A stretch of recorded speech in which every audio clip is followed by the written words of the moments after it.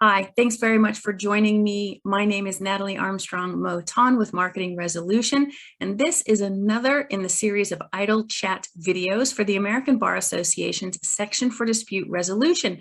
And today I get to talk to a friend and colleague in Middle America, Michael Rust. How are you? I'm doing well, Natalie. How are you? Doing very well. I'm so glad you could join me for an idle chat. Absolutely.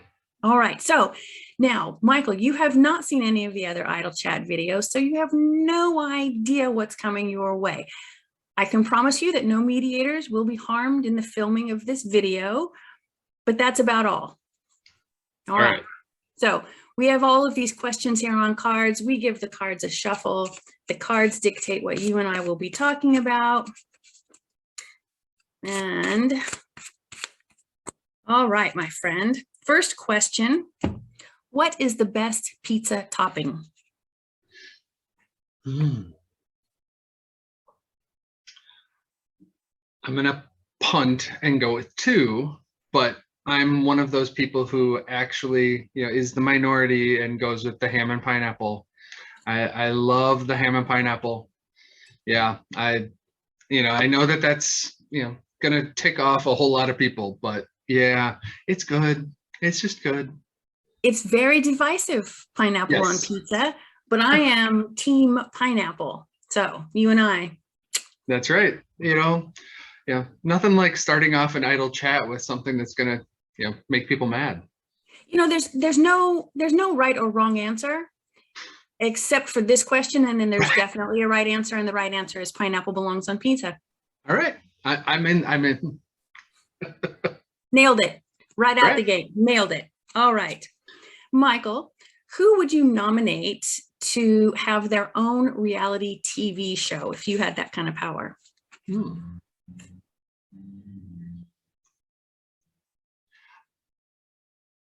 So I guess I would nominate a local judge. And it wouldn't necessarily need to be one of my local judges, although I love my local judges. But I think that too many people have the wrong impression of what judges do, which actually affects what we do as conflict resolution professionals, because I think people think of Law and Order, or they think of LA Law, or they think of, whatever TV show has lawyers, and they think that it's that glamorous, that, screaming and yelling, or like Judge Judy, or, those kinds of things where it's, let's scream and yell at each other. And, people have this very improper view of what the court system looks like. And if we are an alternative to the court system, and they don't know what that is, then they don't really know what we are either. And so I think it may not be something that people would watch, but I think it would be really great for society to understand more of what the legal system would be, because then they would understand more of what we can offer. So that would be my preferred person. I just don't know that anybody would ever watch it. I think so. I think we're fascinating. I think we do all kinds of really good stuff. Sure. All right, next question, next card. Would you rather speak every human language or be able to speak with animals?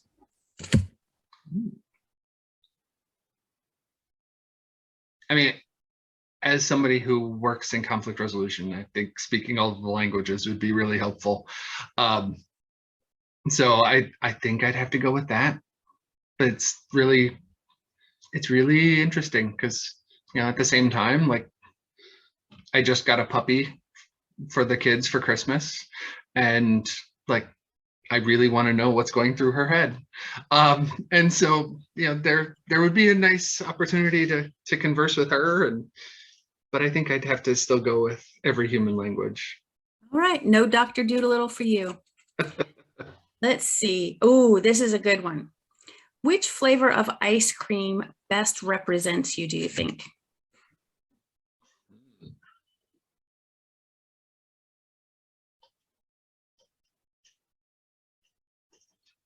The hard part is I'm immediately going to, like, what is my favorite?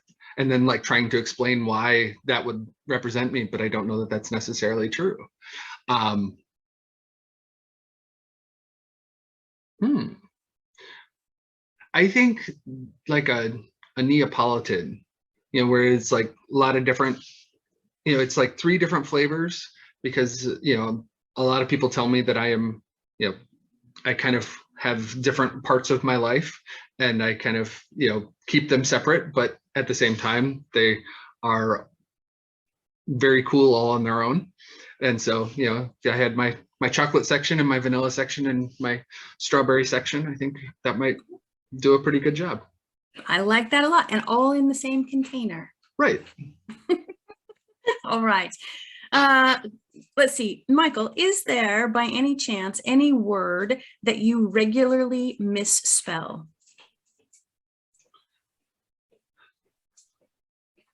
I mean, there is one particular word that frequently gets auto-corrected, and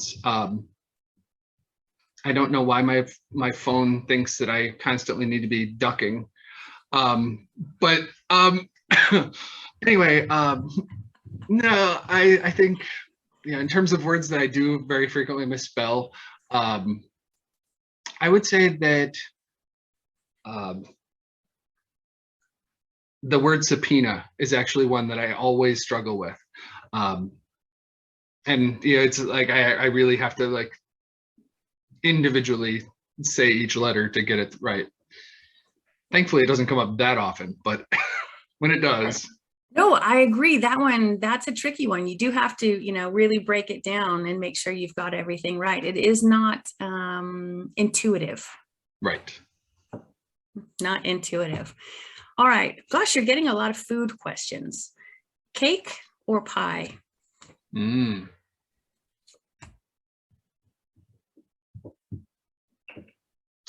I would say pie. I love cake. Don't get me wrong, but there are a few pies that just out of this world. I love rhubarb pie. I like that sweet and the tart together. Yeah. All right. Now we know your kryptonite. Right. Rhubarb pie. All right. Michael, when was the last time that you slept more than 9 hours? I have 3 kids. So and a puppy. So it's been a while. It's been a long while. Oh, long enough you can't even remember it. Yeah, all right. I don't know. That's fair. That's fair. Do you happen to remember the last photograph that you took? Actually, it was this morning, because it just so happens that today is an election day, local election, and so I have the picture of my I voted sticker. Took my daughter with me to the polls, so she could experience it. So very fun. Good on you. Nicely done, sir. Nicely done. Next question is, it's the middle of the night and you hear something fall. Are you the kind of person that jumps out of bed to go investigate, or do you just pull your covers up over your head and hope it magically disappears all on its own? I am the person who sits there and overthinks it first. Can I possibly come up with what that might have been? Did it sound like glass? Did it sound like, just, something fell off the table and the dog was, nosing around? Or, is it something that I can explain away? And if I can overthink it, then I probably just pull the covers up. But if I can't overthink it, then yeah, I have to hop out of bed and go look. Have to go. That's all right. That is absolutely all right. Let's see. If you have to delete all but 3 apps from your smartphone, what would the remaining 3 be? I should probably do this. This is probably like something I should do. My calendar app, for sure, I'd need to keep.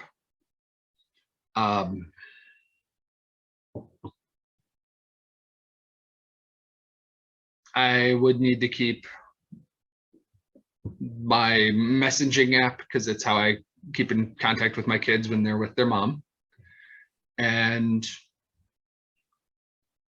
probably my email, even though I don't want to admit it, I probably would say my email. All right. These are hard choices. These are really, really hard choices. Yeah, they're not easy. No, and I think I could work that exercise if I were allowed to keep 3 apps for personal use and 3 apps for business use. Right. Yeah, that would make it a lot easier. Yeah, I don't know that I could really get down to just 3. Michael, are you a big fan of trivia by any chance? I love trivia. Yeah. Okay. Can you share with me a piece of trivia that is completely useless but utterly fascinating? Um, See, I was about to say it, and then I questioned whether or not it's accurate. Um, because yeah, it hasn't come out of my head in a long time, and so I don't know if it's actually true or not. But I used to know the gestation period of elephants, how long elephants were pregnant for, and it was 13 months. But I don't know if that's accurate or not anymore. I don't know if like my brain has made that number up now or not, but that was the first one that came to mind. Um, so I That's guess a good one. And the lovely thing is this is a video that goes on the internet. So if someone is watching this, they'll have access to Google and they can Google that to verify it. and welcome to the comment section and telling me how wrong I am. Or how gorgeously right you Right, are. I am. Right. Yes. But yes, we encourage positive reinforcement. We'll just ignore the negative. Well, yeah, exactly. Negative. There's no negative. At least I admit that I wasn't positive of my answer. I could have just said it with gusto, and then we could have had a whole different conversation later about how wrong I was. At least now I admit that I wasn't sure. It's important to know what you don't know. Right. Yeah. And it takes a big person to say, I don't know. that takes a spine. I appreciate that. All right. This one, now you don't have to answer if you don't want to. It's a bit personal. So if you want to take a pass, I understand. The question on the card is, do you eat food that is past its expiration date if it still smells and looks fine? Absolutely. No question there. Yeah. No hesitation. Yeah. No, I mean, somebody made that number up a whole long time ago. If it, doesn't necessarily mean that it worked for that particular slice of meat or that particular jug of milk or whatever it might be. If it still tastes good and smells good, sure. All right, a man who can judge for himself. There you go. Let's see. Next question, on what topic could you spend hours and hours talking?